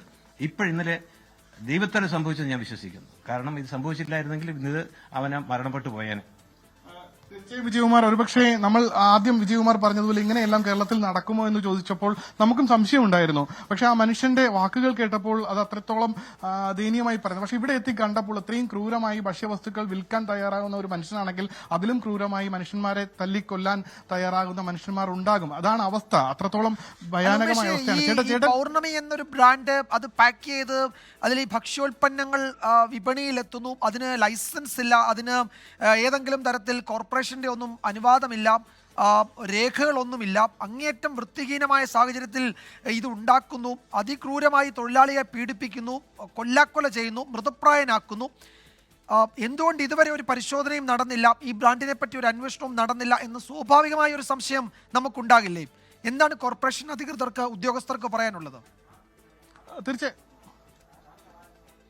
ആ കോർപ്പറേഷനിലെ സാധാരണ ഒരുപക്ഷെ താഴെ ലെവലിലുള്ള ഉദ്യോഗസ്ഥനാണ് ഇവിടെ എത്തിയിരിക്കുന്നത്. അദ്ദേഹം പറയുന്നത് പ്രാഥമികമായി പരിശോധിക്കുമ്പോൾ ഇതിൽ കോർപ്പറേഷൻ ലൈസൻസ് ഇല്ല എന്നുള്ളത് തന്നെയാണ് മനസ്സിലാക്കുന്നത്. ഇവിടെ നമുക്ക് ദൃശ്യങ്ങളിൽ കാണാം, ഇവിടെ എല്ലാം വിൽക്കാൻ വേണ്ടി ഒരുപക്ഷെ ഇന്നലെയും ഇന്നുമെല്ലാം വിപണിയിൽ എത്താൻ തയ്യാറാക്കി വെച്ചിരുന്ന ഈ ഒരു മാവും ആട്ടിയ മാവും എല്ലാം ഇവിടെയുണ്ട്. ഈ രീതിയിൽ ഈ ഒരുപക്ഷെ ഇന്നലെ ഈ പ്രശ്നങ്ങളൊന്നും ഉണ്ടായില്ല എങ്കിൽ ഈ മാവും ഈ ആളുകൾ വാങ്ങി അത് വീട്ടിൽ കൊണ്ടുപോയി അപ്പവും ഈ പുട്ടും ഇഡലിയും എല്ലാം ഉണ്ടാക്കി കഴിക്കേണ്ടതായിരുന്നു. എന്തായാലും ഈ ഒരു അവസ്ഥ നമുക്ക് ഇപ്പോൾ അവിടെ നിന്ന് അകത്തുനിന്ന് കൊണ്ടുപോയി കളയുന്ന ആ ഒരു ചാക്കിന്റെ ഒരു അവസ്ഥ കണ്ടാൽ മനസ്സിലാവും. അതിനകത്തെല്ലാം ഉപയോഗിച്ചിരുന്ന, അതിനകത്തെല്ലാം ഇട്ടിരുന്ന ഒരു അവസ്ഥ എത്രത്തോളമായിരുന്നുവെന്ന്. ഈ തൊട്ടടുത്ത് തന്നെ ഈ മലിനജലം, കാരണം ഈ ഭാഗത്ത് നിൽക്കാൻ കഴിയുന്നില്ല വിജയകുമാർ. ഈ പൂർണ്ണമായി ഭീകരമായ ചീഞ്ഞളിഞ്ഞ സ്മെല്ലാണ് ഇവിടെ ഉള്ളത്. അത്രത്തോളം ഭീകരമായ രൂക്ഷഗന്ധത്തിന് നടുവിൽ നിന്നാണ് അദ്ദേഹം ഇത്രയും കാലം ജോലി ചെയ്തുകൊണ്ടിരുന്നത്. എന്തായാലും ഇതിൽ ഈ നാട്ടുകാർക്ക് ഇതിൽ ഇടപെടാൻ കഴിയുന്ന സാഹചര്യമായിരുന്നില്ല. പൂർണ്ണമായി ക്ലോസ് ചെയ്ത സാഹചര്യം. ചേട്ടാ, ഇവിടെ അടുത്തുള്ള തന്നെയാണോ? അടുത്തുള്ളതാണ്. എന്താ ഇന്നലെ സംഭവിച്ചത്? ഇന്നലെ ഉണ്ടായിരുന്നു? ഇന്നലെ സംഭവിച്ചതെന്ന് പറഞ്ഞു കഴിഞ്ഞാൽ അവന് ഭക്ഷണം ചോദിച്ചതിന്റെ പേരിൽ അവനെ അടിക്കുകയും അവനെ ക്രൂരമായി, കാലാകാലങ്ങൾ കൊണ്ട് അവനെ ക്രൂരമായി, അതിക്രൂരമായി വർദ്ധിച്ചുകൊണ്ടിരിക്കുന്നു. പുള്ളി അവിടെ തുടങ്ങി ഓടുകയായിരുന്നു. മേളത്തെ കടയിൽ ചെന്ന് നിൽക്കുകയായിരുന്നു. അപ്പോൾ കൈ കണ്ടപ്പോഴത്തേക്ക് ഈ പുള്ളി ഓട്ടോ എടുത്തുകൊണ്ടൊന്ന് ഹോസ്പിറ്റലിൽ കൊണ്ടുപോകാമെന്നും പറഞ്ഞുകൊണ്ട് അവിടെ ചെന്നതും കടക്കാരൻ വിട്ടില്ല.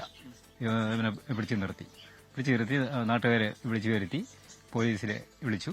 അതിനുശേഷം നമ്മാട്ടിയിട്ടൊക്കെയാണ് വെട്ടിയതെന്നാണ് അറിവ്. ഞങ്ങൾ കണ്ടു. ബാക്ക് മുഴുവൻ ഈ ചട്ടുകം വെച്ച് പൊള്ളിച്ചതായിരിക്കാം എന്നാണ് തോന്നുന്നത്. കാരണം എന്ന് വെച്ച് കഴിഞ്ഞാൽ പുള്ളിയെ കെട്ടിയിട്ട് പിന്നെ വായിൽ തുണിയും കുത്തി ഇറക്കി അങ്ങനെയാണ് ഇവനെ അതിക്രൂരമായി വർദ്ധിച്ചുകൊണ്ടിരിക്കുന്നത്.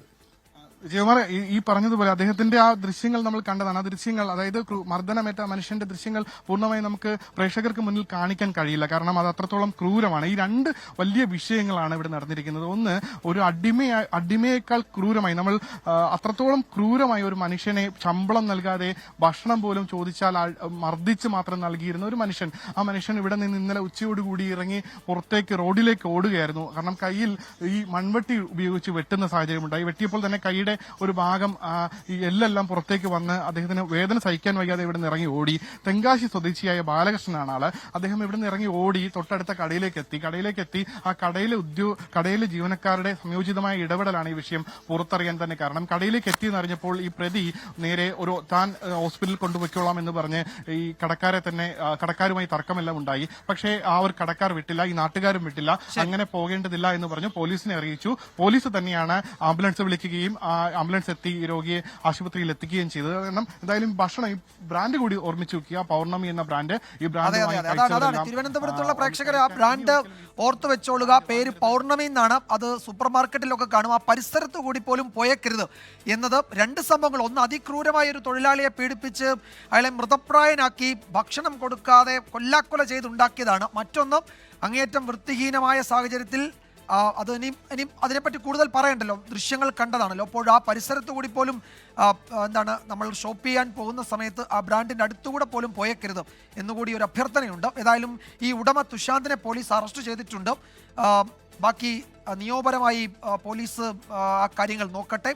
തൊഴിലാളി പാവപ്പെട്ട മനുഷ്യൻ, അയാൾ ഗുരുതരാവസ്ഥയിൽ ആശുപത്രിയിൽ ചികിത്സയിലാണ്. ഉമേഷ് ബാലകൃഷ്ണനാണ് വിവരങ്ങൾ നൽകിയത്. തദ്ദേശ തെരഞ്ഞെടുപ്പിൽ നഗരസഭകളും കോർപ്പറേഷനുകളും പിടിക്കാൻ മുതിർന്ന നേതാക്കൾക്ക് പ്രത്യേക ചുമതല നൽകി BJP. തിരുവനന്തപുരം കോർപ്പറേഷന്റെ ചുമതല സംസ്ഥാന അധ്യക്ഷൻ രാജീവ് ചന്ദ്രശേഖരനും തൃശൂർ കോർപ്പറേഷന്റെ ചുമതല കേന്ദ്രമന്ത്രി സുരേഷ് ഗോപിക്കുമാണ്. തദ്ദേശ തെരഞ്ഞെടുപ്പിൽ നഗരസഭകളും കോർപ്പറേഷനുകളും പിടിക്കാൻ BJPയുടെ മാസ്റ്റർ പ്ലാൻ. തദ്ദേശ തെരഞ്ഞെടുപ്പിൽ വമ്പൻ മുന്നേറ്റം ലക്ഷ്യമിടുന്ന BJP സാധ്യത കൽപ്പിക്കുന്ന നഗരസഭകളും കോർപ്പറേഷനുകളും പിടിക്കാൻ മുതിർന്ന നേതാക്കൾക്ക് പ്രത്യേക ചുമതല നൽകി. ഒപ്പം നിയമസഭാ മണ്ഡലങ്ങളിൽ ശ്രദ്ധ കേന്ദ്രീകരിക്കാനും നിർദ്ദേശം നൽകിയതോടെ നേതാക്കൾ മത്സരിക്കുന്ന നിയമസഭാ മണ്ഡലങ്ങളെ സംബന്ധിച്ചുള്ള പ്രാഥമിക ധാരണയും പുറത്തായി. തിരുവനന്തപുരം കോർപ്പറേഷന്റെ പ്രത്യേക ചുമതല സംസ്ഥാന അധ്യക്ഷൻ രാജീവ് ചന്ദ്രശേഖരന്, വർക്കല നഗരസഭ, കഴക്കൂട്ടം നിയമസഭാ മണ്ഡലങ്ങളുടെ ചുമതല V മുരളീധരന്, തൃശൂർ കോർപ്പറേഷൻ കേന്ദ്രമന്ത്രി സുരേഷ് ഗോപി, കോഴിക്കോട് കോർപ്പറേഷൻ മുൻ സംസ്ഥാന അധ്യക്ഷൻ K സുരേന്ദ്രൻ, കൊച്ചി കോർപ്പറേഷൻ കേന്ദ്രമന്ത്രി ജോർജ് കുര്യൻ, കണ്ണൂർ കോർപ്പറേഷൻ AP അബ്ദുള്ളക്കുട്ടി, കൊല്ലം കോർപ്പറേഷനും കായംകുളം ഹരിപ്പാട് നഗരസഭകളും ഉൾപ്പെടെ ശോഭാ സുരേന്ദ്രനും ചുമതല. BJP ഭരിക്കുന്ന പന്തളം നഗരസഭയും കാട്ടാക്കട നിയമസഭാ മണ്ഡലത്തിന്റെയും പ്രത്യേക ചുമതല PK കൃഷ്ണദാസിന്. PC George Poonjar Kanjirappally നിയമസഭാ മണ്ഡലങ്ങളിൽ ശ്രദ്ധ കേന്ദ്രീകരിക്കണം. തിരുവല്ല നഗരസഭയുടെയും തിരുവല്ല നിയമസഭാ മണ്ഡലത്തിന്റെയും ചുമതല അനൂപ് ആന്റണിക്ക്. പാലാ നഗരസഭയും നിയമസഭാ മണ്ഡലവും ഷോൺ ജോർജിന്റെ ചുമതല. തിരുവനന്തപുരം കോർപ്പറേഷനിലെ 10 ഡിവിഷനുകൾ വീതം തിരുവനന്തപുരം നിയമസഭാ മണ്ഡലത്തിന്റെയും പ്രത്യേക ചുമതല മുൻ IPS ഉദ്യോഗസ്ഥ R ശ്രീലേഖയ്ക്കും G കൃഷ്ണകുമാറിനും നൽകി. നിശ്ചയിക്കപ്പെട്ട സ്ഥലങ്ങളിൽ മീറ്റ് ദ ലീഡർ പരിപാടി സംഘടിപ്പിക്കണം. BJP ഭരിക്കുന്ന പാലക്കാട് നഗരസഭാ ചുമതല പ്രധാന നേതാക്കൾക്ക് ആർക്കും നൽകിയിട്ടില്ലെന്നതും ശ്രദ്ധേയമാണ്. അലക്സ് റാം മുഹമ്മദ്, 24, തിരുവനന്തപുരം. തദ്ദേശ തെരഞ്ഞെടുപ്പിൽ മുസ്ലിം ലീഗിന് 3 ടൈം നിബന്ധന തുടരാൻ തീരുമാനം. ഒരു കുടുംബത്തിൽ നിന്ന് ഒന്നിലധികം പേർക്ക് സീറ്റ് നൽകില്ല എന്ന നിബന്ധനയും തുടരും. ഇതുമായി ബന്ധപ്പെട്ട സർക്കുലർ സംസ്ഥാന നേതൃത്വം ജില്ലാ കമ്മിറ്റികൾക്ക് അയച്ചു നൽകി. 3 ടേം വ്യവസ്ഥ കഴിഞ്ഞ തദ്ദേശ തെരഞ്ഞെടുപ്പിൽ നടപ്പിലാക്കിയത് ഗുണം ചെയ്തു എന്ന വിലയിരുത്തലിലാണ് ഇത്തവണയും ഇത് തുടരാൻ ലീഗ് നേതൃത്വത്തെ പ്രേരിപ്പിച്ചത്. 3 തവണ തദ്ദേശ സ്ഥാപനങ്ങളിൽ അംഗങ്ങളായവർക്ക് ഇത്തവണ സീറ്റ് നൽകില്ല. ഒരു കുടുംബത്തിൽ നിന്ന് ഒന്നിലധികം പേർക്കും സീറ്റ് നൽകുകയില്ല. വിജയസാധ്യത കണക്കിലെടുത്ത് ചിലർ കിളവ് നൽകണമെന്ന ചർച്ചകൾ ഉയർന്നിരുന്നു. എങ്കിലും വേണ്ടെന്നാണ് ഇപ്പോൾ നേതൃത്വം കൈക്കൊണ്ടിരിക്കുന്ന തീരുമാനം. നിബന്ധന നടപ്പിലാക്കാൻ സംസ്ഥാന നേതൃത്വം ജില്ലാ കമ്മിറ്റികൾക്ക് നിർദ്ദേശം നൽകി. കഴിഞ്ഞ തവണ നിബന്ധന നടപ്പിലാക്കിയതോടെ മലപ്പുറം ജില്ലയിൽ 80% പുതുമുഖങ്ങൾക്ക് അവസരം ലഭിച്ചു. കൂടുതൽ യുവാക്കൾക്ക് മത്സരരംഗത്തേക്ക് കടന്നുവരാനുള്ള സാഹചര്യമുണ്ടായെന്നും ലീഗ് നേതൃത്വം പറയുന്നു. എന്നാൽ നിയമസഭാ തെരഞ്ഞെടുപ്പിൽ 3 ടേം വ്യവസ്ഥ നടപ്പാക്കുന്ന കാര്യത്തിൽ പിന്നീട് തീരുമാനമെടുക്കും. 24, തിരൂർ. ഇപ്പോൾ വരുന്ന ഒരു റിപ്പോർട്ടിലേക്കാണ്. സമസ്തയിലെ വിഭാഗീയ പ്രശ്നങ്ങൾ പരിഹരിക്കുന്നതിനായി പുതിയ സമിതിയെ നിയോഗിച്ചു. ജിഫ്രി മുത്തുക്കോയ തങ്ങളും സാദിഖ് അലി ശിഹാബ് തങ്ങളും നടത്തിയ മധ്യസ്ഥ ചർച്ചയിലാണ് തീരുമാനം.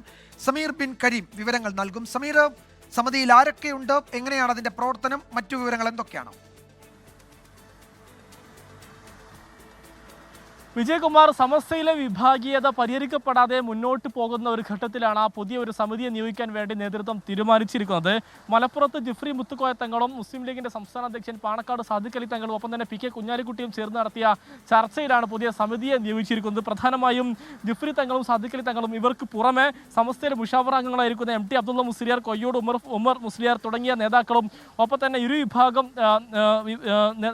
തമ്മിലടിക്കുന്ന ഇരുവിഭാഗത്തിലെ നേതാക്കളായിരിക്കുന്ന അബ്ദുൾ സമദ് ഒപ്പം തന്നെ അബ്ദുൽ ഹമീദ് ഫൈസി അമ്പലക്കടവ്, സുപ്രഭാതത്തിന്റെ വൈസ് ചെയർമാനും മുസ്ലിം ലീഗിന്റെ ദേശീയ വൈസ് പ്രസിഡന്റുമായിരിക്കുന്ന സൈനുൽ ആബിദീൻ സഫാരി തുടങ്ങിയ നേതാക്കളാണ് ഈ സംഘത്തിലുള്ളത് എന്നുള്ളതാണ് ഏറ്റവും പ്രധാനപ്പെട്ട കാര്യം. ഇവരുടെ നേതൃത്വത്തിൽ വളരെ വിശദമായ ചർച്ച അടുത്ത ദിവസങ്ങളിൽ നടക്കുമെന്നുള്ളതാണ് നമ്മൾ ഈ ഒരു ഘട്ടത്തിൽ മനസ്സിലാക്കുന്നത്. പ്രത്യേകിച്ച് സമസ്തയുടെ 100ാം വാർഷികാഘോഷം വരാനിരിക്കുകയാണ്. അതോടൊപ്പം തന്നെ സമസ്തയുടെ കേരള യാത്ര നടക്കാനിരിക്കുകയാണ്. ഇതൊക്കെ തന്നെ വലിയ രീതിയിൽ വിജയിപ്പിക്കേണ്ടതുണ്ട്. അതോടൊപ്പം തന്നെ തദ്ദേശ തെരഞ്ഞെടുപ്പ് വരാനിരിക്കുകയാണ്. അതുകൊണ്ട് തന്നെ മുസ്ലിം ലീഗിനും സമസ്തക്കും ഈ പ്രശ്നം പരിഹരിക്കൽ അത്യാവശ്യമായി മാറുന്ന ഒരു ഘട്ടത്തിലാണ് ഇത്തരമൊരു തീരുമാനം എന്നുള്ളതാണ് ഏറ്റവും പ്രധാനപ്പെട്ടതായിട്ടുള്ള കാര്യം. ഈ ഒരു സാഹചര്യത്തിൽ കൂടിയാണ് പുതിയ സമിതി നിയോഗിക്കുകയും ഇന്ന് മലപ്പുറത്ത് ഒരു യോഗം ചേരുകയും ചെയ്തിരിക്കുന്നത്. വിജയകുമാർ. യെസ്, ജിഫ്രി മുത്തുക്കോയ തങ്ങളും സാദിഖ് അലി ശിഹാബ് തങ്ങളും നടത്തിയ മധ്യസ്ഥ ചർച്ചയിലാണ് ഈ പുതിയ സമിതിയെ നിയോഗിക്കാനുള്ള തീരുമാനമുണ്ടായിരിക്കുന്നത്. വിശദാംശങ്ങളാണ് സമീർ ബിൻ കരീം മലപ്പുറത്തുനിന്ന് പങ്കുവച്ചത്. തിരുവനന്തപുരം ലോ കോളേജിൽ ക്ലാസ് മുറിയിലെ സീലിംഗ് അടർന്നു വീണു. ഇന്റർവെൽ സമയമായതിനാൽ വലിയ അപകടം ഒഴിവായി എന്നാണ് ഞങ്ങളുടെ ബ്യൂറോ റിപ്പോർട്ട് ചെയ്യുന്ന ദൃശ്യങ്ങളാണ് പ്രേക്ഷകർ കാണുന്നത്. ചില പ്രതികരണങ്ങൾ. കോളേജ് ബിൽഡിങ്ങിന്റെ മുകളിലെ ഭാഗം പൊളിഞ്ഞു വീണ് ഒരു ക്ലാസ് റൂമിലോട്ടാണ് ഇത് വീണത്. ക്ലാസ്സിൽ ആ സമയത്ത് സ്റ്റുഡൻസോ ടീച്ചേഴ്സോ ഇല്ലാത്തത് കൊണ്ട് മാത്രമാണ് അവിടെ ഒരു അപകടം ഉണ്ടാവാതിരുന്നത്. കോളേജ് അധികൃതർ സമയാസമയങ്ങളിൽ ഇത് ഹയർ അതോറിറ്റീസിനെ അറിയിക്കാറുണ്ട്, എന്നാൽ നാളിതുവരെ ഒരു നടപടിയും എടുത്തിട്ടില്ല. സോ ഇതിനെതിരെ ഞങ്ങൾ ജസ്റ്റിസ് ഫോർ സിറ്റിസൺ ഫോറം ഹൈക്കോടതിയിൽ റിട്ട് ഫയൽ ചെയ്യാൻ പോവുകയാണ്. ഇനി ഇങ്ങനെ ഒരു അപകടം ഒരിക്കലും ആ ഒരു കോളേജിൽ ഉണ്ടാവാൻ പാടില്ല. MG പ്രതീഷ് വിവരങ്ങൾ നൽകും തിരുവനന്തപുരത്ത് നിന്ന്. പ്രതീഷ്, ആ ദൃശ്യങ്ങളിൽ കാണാം ആ സീലിംഗ് അടർന്ന് താഴേക്ക് വീണ ഭാഗത്തെ ഡെസ്കും ബെഞ്ചും അല്ലെങ്കിൽ ടേബിളൊക്കെ തകർന്ന് തരിപ്പണമായി കിടക്കുകയാണ്. അപ്പോൾ അവിടെ ആ സമയത്ത് കുട്ടികളൊക്കെ ഉണ്ടായിരുന്നെങ്കിൽ എന്ത് വലിയ ഉണ്ടാകുമായിരുന്നു എന്ന് നമുക്ക് ഊഹിക്കാവുന്നതേ ഉള്ളൂ. ആ ദൃശ്യങ്ങൾ പ്രേക്ഷകർക്കും കാണാം. ആ ഭാഗത്ത് തകർന്ന് കിടക്കുകയാണ് ആകെ, അല്ലേ? വിജയകുമാർ, തീർച്ചയായും വലിയ അപകടമാണ് ഉണ്ടായിട്ടുള്ളത്. അല്പസമയം മുമ്പാണ് തിരുവനന്തപുരം ബാർട്ടൺ ഹില്ലിലെ ലോ കോളേജിൽ ഈ സീലിംഗ് അടർന്നു വീണത്. ഈ ക്ലാസ് ടൈം അല്ലാതിരുന്നതാണ് വലിയ അപകടം ഒഴിവായത്. ഇന്റർവെൽ സമയത്താണ് ഈ സീലിംഗ് അപ്പാടെ ക്ലാസ് മുറിയിലേക്ക് പതിച്ചത്. നേരത്തെ ഇതുമായി ബന്ധപ്പെട്ട് പലതവണ പരാതി നൽകിയിരുന്നു എന്നതാണ് ഈ നിയമ വിദ്യാർത്ഥികൾ പറയുന്നത്. ഈ അറ്റകുറ്റപ്പണി കൃത്യസമയത്ത് നടത്താത്തതാണ് ഇത്തരത്തിൽ അപകടങ്ങൾ ഉണ്ടാക്കുന്നത്. ഈ നിരവധി കുട്ടികൾ ഇതിന് തൊട്ടു മുമ്പ് ആ ക്ലാസ് മുറിയിൽ ഉണ്ടായിരുന്നു. ഇടവേള സമയമായതിനാലാണ് പുറത്തേക്ക് ഇറങ്ങിയത്. അപ്പോഴാണ് വലിയ ശബ്ദത്തോടു കൂടി സീലിംഗ് ഒന്നടങ്കം ക്ലാസ് മുറിയിലേക്ക് പതിച്ചതെന്ന് വിദ്യാർത്ഥികൾ തന്നെ പറയുന്നുണ്ട്. ഈ കോളേജ് അധികൃതർക്ക് നേരത്തെ ഇതുമായി ബന്ധപ്പെട്ട് പരാതി നൽകിയിരുന്നു, അതിൽ നടപടിയെടുത്തില്ല. അതുകൊണ്ട് തന്നെ ഇക്കാര്യത്തിൽ ഹൈക്കോടതിയെ സമീപിക്കുമെന്നാണ് ഇപ്പോൾ വിദ്യാർത്ഥി സംഘടന ഉൾപ്പെടെ പറയുന്നത്. പ്രതീക്ഷിത് ഇത് ഇളകിയിരുന്നതാണോ? അപ്പോൾ അത് ശ്രദ്ധിക്കാതെ പോവുകയോ ഒക്കെ ചെയ്തിട്ട് സംഭവിച്ചതാണോ? അതോ പൊടുന്നനെ ഒരു ദിവസം ഈ സീലിംഗ് അങ്ങ് ഇളകി വീഴില്ലല്ലോ? വിജയകുമാർ, നമുക്ക് ആ ദൃശ്യങ്ങൾ പരിശോധിക്കുമ്പോൾ തന്നെ മനസ്സിലാകും വലിയ കാലപ്പഴക്കം ചെന്ന സീലിംഗ് ആണ്. നേരത്തെ ഇത് പലയിടങ്ങളിലും ഇളകി അവസ്ഥയിലായിരുന്നു. ഇതുമായി ബന്ധപ്പെട്ടാണ് ഈ വിദ്യാർത്ഥികൾ അധികാരികളെ പരാതി അറിയിച്ചത്. അറ്റകുറ്റപ്പണി സമയബന്ധിതമായി നടത്താമെന്ന് പലതവണ ഉറപ്പ് നൽകിയെങ്കിലും അത് നടന്നില്ല. അങ്ങനെ ഇന്ന് ഈ ക്ലാസ് കഴിഞ്ഞ് ഇന്റർവെല്ലിന് ഈ വിദ്യാർത്ഥികൾ എല്ലാം പുറത്തേക്ക് ഇറങ്ങിയ സമയത്താണ് വലിയ ഒച്ചയോടുകൂടി ഇത് താഴേക്ക് പതിക്കുന്നത്. 3ാം വർഷ നിയമ വിദ്യാർത്ഥികളുടെ ക്ലാസ്സിലാണ് ഈ അപകടം ഉണ്ടായത്. ആ വിദ്യാർത്ഥികൾ അവിടെ ഇല്ലാതിരുന്നത് കൊണ്ട് തന്നെ വലിയ അപകടം ഒഴിവായി എന്ന് വിദ്യാർത്ഥികൾ തന്നെ പറയുന്നുണ്ട്. ഈ അധികൃതരുടെ ഭാഗത്ത് വലിയ വീഴ്ച ഉണ്ടായി എന്നതാണ് വിദ്യാർത്ഥികൾ പരാതിയായി ഉന്നയിക്കുന്ന മറ്റൊരു കാര്യം. കാരണം ഈ നേരത്തെ ഇക്കാര്യങ്ങൾ ചൂണ്ടിക്കാണിച്ചിരുന്നു, പക്ഷേ അതിന് നടപടി അധികാരികൾ സ്വീകരിച്ചിരുന്നില്ല. അതുകൊണ്ടാണ് ഇപ്പോൾ ഈ അപകടം ഉണ്ടായിട്ടുള്ളത്. ഇതിൽ ഒരു കൃത്യമായൊരു നടപടി ഇനി വേണമെന്നതാണ് ഈ വിദ്യാർത്ഥികൾ അറിയിക്കുന്നത്. ഒപ്പം വലിയ പ്രതിഷേധം വിദ്യാർത്ഥികളുടെ ഭാഗത്ത് നിന്നും ഈ വീഴ്ചയിൽ ഉണ്ടായിട്ടുണ്ട്. വിജയകുമാർ, ശരി. MG പ്രതീഷാണ് വിവരങ്ങൾ നൽകിയത്. ദൃശ്യങ്ങളിൽ കാണാം ആ വീണ ഭാഗത്തെ മുഴുവൻ ടേബിളും തകർന്നു കിടക്കുന്നു. അവിടെ കുട്ടികളില്ലാത്തത് വലിയൊരു അപകടം ഒഴിവായി എന്ന അക്ഷരാർത്ഥത്തിൽ തന്നെ നമുക്ക് പറയാം. ഇപ്പോൾ വരുന്ന ഒരു റിപ്പോർട്ടിലേക്കാണ്. കൈക്കൂലിയുമായി കൊച്ചി കോർപ്പറേഷനിലെ 2 ഉദ്യോഗസ്ഥർ പിടിയിലായി. ഇടപ്പള്ളി സോണൽ ഓഫീസിലെ സൂപ്രണ്ട് ലാലിച്ചൻ, ഇൻസ്പെക്ടർ മണികണ്ഠൻ എന്നിവരെയാണ് വിജിലൻസ് പിടികൂടിയത്. ഒരു കാര്യമില്ലാതെ തികച്ചും ന്യായമായിട്ട് നടത്തി തരേണ്ട ഒരു കാര്യം കഴിഞ്ഞ ഇത്രയും മാസങ്ങളായിട്ട് വെച്ച് താമസിപ്പിക്കുകയാണ് ചെയ്തത്. കഴിഞ്ഞ ആഴ്ച ഞാൻ ഇവിടെ നേരിട്ട് വന്ന സമയത്ത് മണികണ്ഠൻ RI ആയിട്ടുള്ള മണികണ്ഠൻ എന്നോട് പണം ആവശ്യപ്പെടുകയാണ് ചെയ്തത്. അത് വളരെ ഭവ്യമായ രീതിയിൽ, സാറേ അറിയാലോ ഇവിടെ ഇങ്ങനെ കാര്യങ്ങൾ നടക്കണമെങ്കിൽ ഇങ്ങനെ ചില പതിവുകളൊക്കെ ഉണ്ട് എന്ന് പറയുകയും തുക എത്രയാണെന്ന് ചോദിച്ചപ്പോൾ എനിക്കൊരു 2000 രൂപയും സൂപ്രണ്ടിന് ഒരു 5000 രൂപയും വേണമെന്ന് ആവശ്യപ്പെട്ടു. അപ്പോൾ അതിനുശേഷം ഇന്ന് രാവിലെ നേരിട്ട് വരികയും എൻ്റെ കയ്യിൽ നിന്ന് ഇവർ രണ്ടുപേരും പണം കൈപ്പറ്റുകയും ചെയ്തു. സാധാരണക്കാരൻ്റെ കയ്യിൽ നിന്ന് ഇതുപോലെ പണം പിടിച്ചു വാങ്ങുന്നതിനെതിരെയുള്ള ഒരു പ്രതിഷേധം, അതാണ് ഞാൻ ഉദ്ദേശിച്ചത്. ആൻമരിയ സണ്ണി വിവരങ്ങൾ നൽകും കൊച്ചിയിൽ നിന്ന്. ഇത് ഈ പരാതിക്കാരൻ പറയുന്നത് പോലെ വളരെ ഭവ്യമായി വിനയാന്വിതനായി ഈ കൈക്കൂലി ആവശ്യപ്പെട്ടത് ഏത് ആവശ്യത്തിനാണ്? ഏത് ഡിപ്പാർട്ട്മെന്റിൽ ജോലി ചെയ്യുന്ന, ഏത് വകുപ്പിൽ ജോലി ചെയ്യുന്നവരാണ് ഈ കോർപ്പറേഷനിലെ ഉദ്യോഗസ്ഥർ?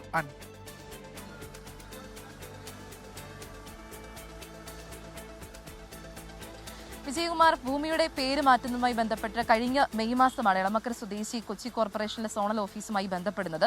അതിനുശേഷം പലതവണയായിട്ട് ഈ കഴിഞ്ഞ മാസങ്ങളിലായിട്ട് പലതവണയായിട്ട് ഇവിടേക്ക് എത്തുന്നു. അത് ആ ഒരു സമയത്താണ് കഴിഞ്ഞ കുറച്ച് നാളുകൾക്കും ഏകദേശം ഒരാഴ്ചയ്ക്ക് മുമ്പ് ഇവിടെ നേരിട്ട് ആ വ്യക്തി എത്തുന്നു.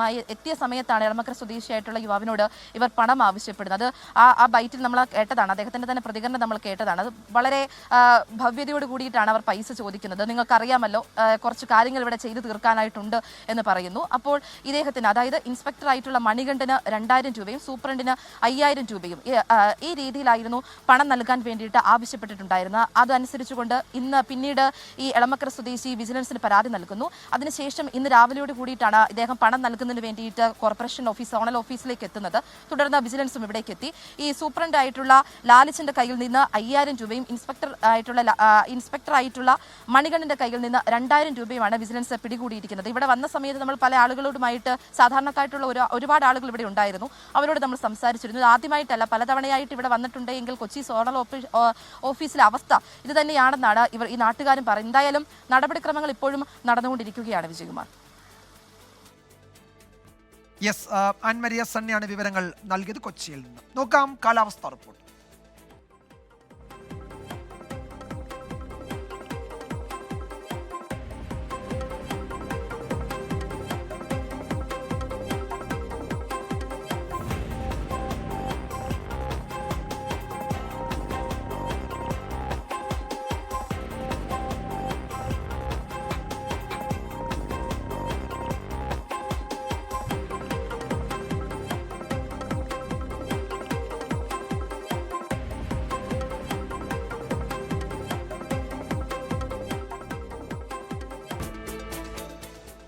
കാലിക്കറ്റ് പ്രസ് ക്ലബിന്റെ P Unnikrishnan award 24 senior reporter Sameer C മുഹമ്മദാണ് പുരസ്കാരത്തിന് അർഹനായത്.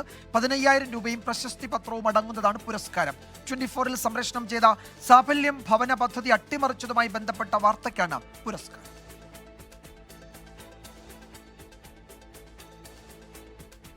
ഈ റിപ്പോർട്ടോടെ വാർത്താമഴ അവസാനിക്കുന്നു.